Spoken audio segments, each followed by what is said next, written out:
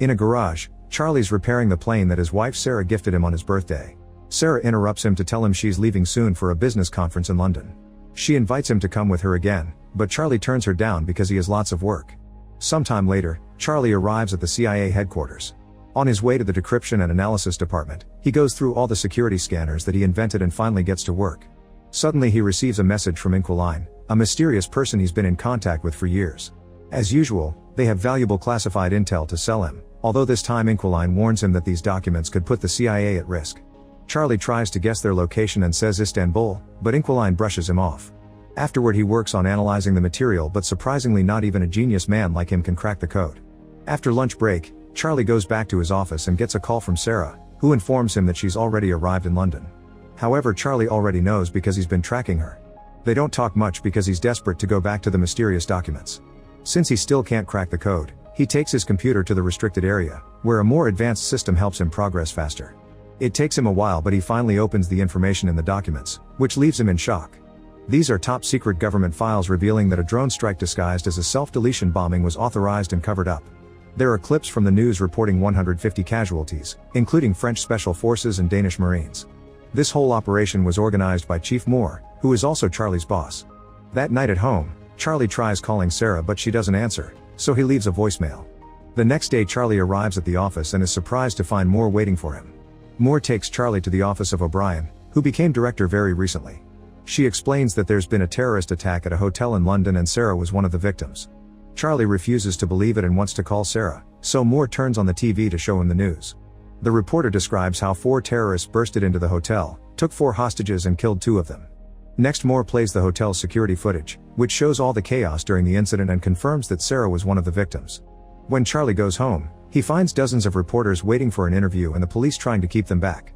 A friend helps Charlie enter the house without being bothered. The next day Charlie confronts Moore and Supervisor Caleb because he's very suspicious of what happened. He can't believe the terrorists could have slipped past the thousands of security cameras in London, not to mention they drove into traffic. Moore promises they're investigating but Caleb sends him home. The following day Charlie goes to the airport to pick up Sarah's body and her belongings. At home, he looks inside the suitcase and finds a gift Sarah had bought for him, which makes him have a breakdown. Tired of being at home, Charlie goes back to work and uses the restricted computer to hack into the security cameras at the hotel and the nearby streets. He puts together a timeline of the events and shows it to his superiors. The 4 terrorists stole a vehicle in the East End, then entered the hotel through the service where they professionally scrubbed out all prints and DNA. Apparently they had a meeting with Impact Investments from Indonesia, but something went wrong and an argument started in the corridor.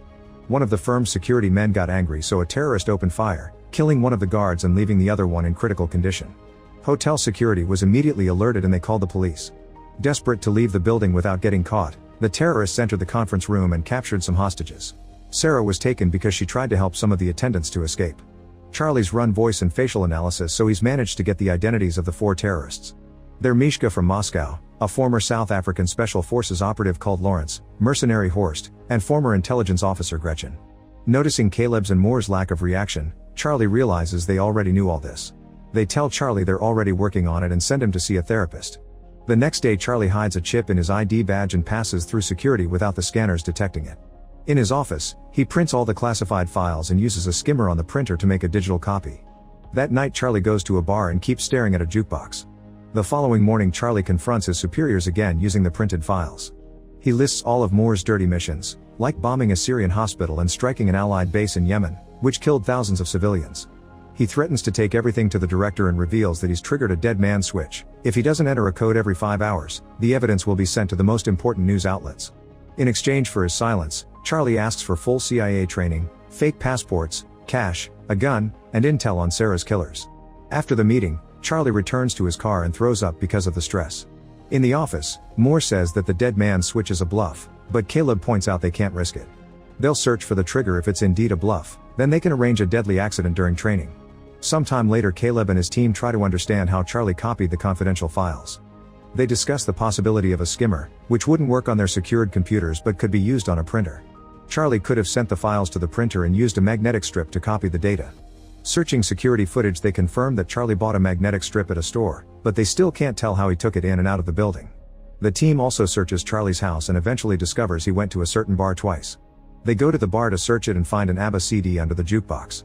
Caleb chooses that CD in the jukebox catalog and only noise can be heard, so they take out the CD that Charlie left behind. Meanwhile, Charlie arrives at a CIA training facility, where he's welcomed by Colonel Henderson. They start at the shooting range, but unfortunately Charlie isn't a good shooter. He needs to get really close to the target to shoot the right spot. However, when it comes to making bombs, Charlie works outstandingly fast, impressing Henderson. Next, Charlie needs to learn his new identity, so Henderson harasses him and throws him around so Charlie can still recite his new information even under pressure. Lastly, they get the new passports done. That night, Henderson goes to Charlie's room and tells him he isn't a killer, but Charlie insists he wants justice. Then Henderson pulls out a gun and gives it to Charlie, asking him to aim at his chest. Charlie's hands won't stop shaking and he ends up lowering the gun. At the office, the agents spend several hours decrypting the information in the CD until they discover that Charlie had been bluffing about the dead man's switch. They immediately inform their superiors, unaware that Charlie is spying on them.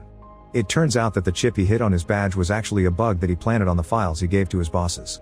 Moore immediately calls Henderson and tells him to arrest Charlie, however he's already escaped. After hanging up, Moore finally sees the bug on the files and talks to Charlie directly to tell him this is treason. Charlie gets rid of his earpiece before boarding a plane. Once Charlie reaches London, he goes through customs and starts making his way to Paris. His fake passport appears in the CIA's computer, so Moore sends Henderson after him. In Paris, Charlie rents a hotel room near the restaurant where Gretchen is frequently seen. Eventually she shows up and is close enough for him to start tracking her phone. Charlie then spends the day outside Gretchen's building and waits until she's gone. When a tenant comes out, he uses the chance to get inside. Then he follows an online video to pick the lock of Gretchen's place. Charlie begins searching the apartment and takes pictures of Gretchen's schedule. He also finds a gun in a drawer, so he decides to keep it. At that moment, his tracker warns him that Gretchen is coming back, so he rushes to the stairs to wait for her. However, when she finally comes home, he can't pull the trigger. Feeling disappointed, he rushes back to the hotel and pretends Sarah is waiting for him. After calming down, he takes a close look at the pictures and learns that Gretchen has been going to the hospital often. Hacking into her health history reveals she has allergies. The next morning, Charlie buys tons of flowers. Then he waits at the cafe until he sees Gretchen and follows her to the hospital. Gretchen is going through some tests, but the doctor notices that the computer screen is malfunctioning, so he leaves the room to request help. Charlie comes in dressed as a doctor and locks Gretchen inside the machine. She starts to panic, but Charlie ignores her while filling the chamber with pollen. The doctor and a nurse hear the noise, but the door is locked too. Gretchen starts to get weak because of her allergies, and Charlie says he'll help if she tells him where to find Horst, since he's the one who shot Sarah. The allergies don't let Gretchen talk, so Charlie opens the chamber, only for Gretchen to push him against the desk. They start fighting all over the room, throwing each other against every piece of furniture. Charlie takes out his gun, but Gretchen brings him down and opens the door to finally run away. A desperate Charlie follows her to the street, but before he can shoot, Gretchen is struck by a car. Horrified by the body, Charlie forces himself to come closer to grab her phone. Then he runs away and throws the lab coat in the trash. At the hotel, he washes off all the blood and packs his things. That night he goes to the bus station and buys a ticket for Marseille. Soon the news of Gretchen's death reaches the CIA. O'Brien questions more about this, and he only says that Gretchen appears to have been killed by one of their own. That night Charlie goes to a bar and drinks a lot to drown the guilt he feels over Gretchen's death. He thinks he sees Sarah dancing, but a closer look reveals it's a woman that looks like her. Then Charlie notices Henderson approaching him and panics. He pushes people until he manages to leave the bar and runs through the streets until he finds a different bar to hide in. Henderson follows him there too, so Charlie rushes to the bathroom and locks the door. Unfortunately, there are no windows here, so Charlie has no choice but to come out. He joins Henderson at the bar and learns that he found him by tracking Gretchen's phone. After a short chat, Charlie reveals a timer on his phone and runs out before a bomb explodes in the bathroom. Chaos takes over the bar and Henderson loses sight of Charlie. The tracker on his phone doesn't work anymore either. The next morning Charlie contacts the Inquiline to get their help and leaves on a cargo plane to Turkey. In Istanbul, he goes to a restaurant and texts Inquiline. Noticing a man's phone ringing, he tries to approach him but is blocked by a woman who tells him to check his phone. Then Charlie leaves the restaurant and the woman approaches him again, confirming she's Inquiline. She already knows about his wife, so she makes him hide his hat and backpack in a shopping bag. Inquiline wants him to pretend to shop for a while and meet him at a garage. Moments later Charlie meets with her again and she drives him to her home. During the trip, Inquiline shares that she became a hacker 6 years ago after her husband died. He was a CIA asset and worked for Russian intelligence. In fact, he was the original Inquiline and taught her everything. The official story says he accidentally fell from a window.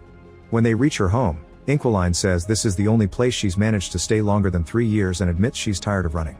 If the Russians ever come for her, she has a gun to self-delete. Then they start talking about the case. Horst is the leader in charge of hiring mercenaries for Moore.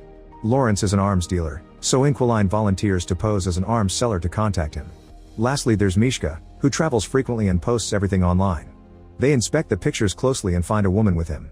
Facial recognition takes them to her Instagram account and they confirm she's in Spain. The next day Caleb tells his team to keep eyes on the terrorists to find Charlie. O'Brien meets with Moore and tells him she wants him to stop running Black Ops without her authorization. Moore says her predecessor gave him the same speech, so he'll tell her the same thing he said then. She has his full support. After the meeting, O'Brien gets in her car and her assistant shows her a picture of Henderson in Spain. It's confirmed that Moore sent him, so O'Brien sends one of her own agents after him. Meanwhile, Charlie and Inquiline find Mishka by hacking into a hotel's security cameras. Charlie then travels to Madrid and stays at the same hotel.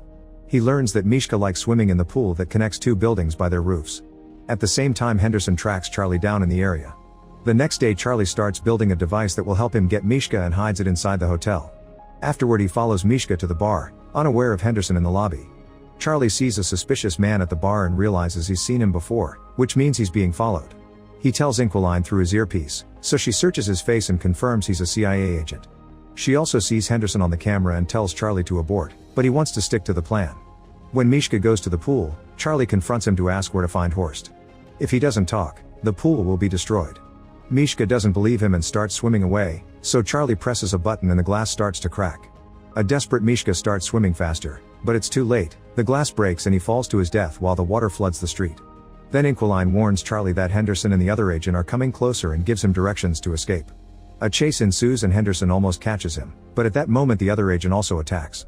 The man tackles Henderson and they start fighting in the laundry room. Charlie watches how they keep throwing each other all over the room and Henderson puts the man's head inside a washing machine. The agent pulls out a gun and shoots Henderson, only for him to steal the gun and shoot him back. Then Charlie comes inside and wonders if he should help them, but Inquiline reminds him to run away. The next day, O'Brien brings Moore to her office and asks about Charlie. Moore says he's on bereavement leave and she lets him go before revealing she's got footage from the hotel. Meanwhile, Caleb and his team look at the same footage and realize Charlie had help. They look at Charlie's encrypted chats and finally find the messages from Inquiline. After a long search, they discover the file of the dead agent known as Inquiline and guess that his wife must have taken over. That night, Charlie and Inquiline agree to sleep next to each other just for company. However, they're woken up by Inquiline's bird screeching and they see a bunch of agents approaching on the security cameras.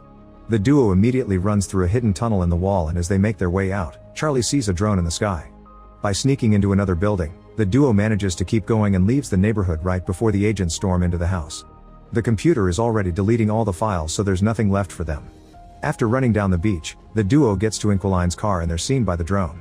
Soon the agents come after them with open fire, even following them on a boat. After a long chase, the agents manage to damage the car enough to make it stop and Inquiline is mortally wounded. Charlie has no choice but to push the body to the other seat and take over the wheel so he can keep driving until he finally loses his pursuers. Later, he leaves the car in the garage and kisses Inquiline goodbye. The next day, Charlie contacts Lawrence and pretends to be an arms dealer to arrange a meeting. Then Charlie buys new electronics and travels to Romania. In an abandoned building, he records his own face and hacks a security feed in Berlin. Now the CIA thinks he's in Berlin and sends their people there. When Lawrence finally arrives, he finds a ringing phone on a chair. Charlie tells him to look inside a box and Lawrence finds a bunch of bombs. If he moves, they'll detonate. As Lawrence notices a picture of Sarah in the box, Charlie appears behind him asking Horst's location and promising to deactivate the bombs if he cooperates. Lawrence explains that Horst operates in Russian waters and typically receives deliveries at a Baltic seaport.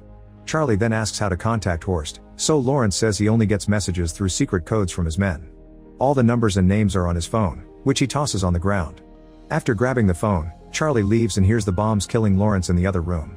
Soon the CIA gets the news of Lawrence's death in Romania and they realize they've been looking at fake footage. Later in a Russian hotel, Charlie imagines Sarah with him and opens the gift. It's a puzzle that he solves quickly and has a sweet message from his wife inside. In the morning, he goes to the port and sees a suspicious vehicle. He sends the code to Horst's men and sees a guy by the suspicious car check his phone. He follows the man and takes pictures of his boat before leaving. After buying some tools, Charlie goes back to the hotel and tracks down the yacht that the boat belongs to by searching its registration number. He also studies the sea routes Horst might be using. In the morning, Charlie approaches the boat and someone knocks him out from behind, causing him to drop Sarah's puzzle. Charlie is taken to the yacht where he finally meets Horst, who found the bomb Charlie hid earlier. Horst has noticed that Charlie killed the others indirectly and thinks he's not capable of doing it face to face. He hands Charlie a gun and asks him to do it, but Charlie can't and puts the gun down. Suddenly the yacht starts turning into the opposite direction and the crew panics.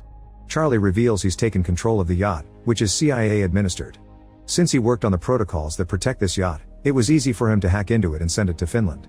Soon the yacht is surrounded by the Finnish Navy and Interpol, who immediately arrest Horst and his men. Sometime later O'Brien gives a press conference to announce they've arrested all the dirty agents that have been using the CIA's resources for illegal activities. Charlie is approached by Henderson, who tells him he's proud of what he's done. After visiting Sarah's grave, Charlie goes home and finally takes the plane for a ride. Make sure to subscribe and turn on notifications so you can watch more videos like this. Thanks for watching.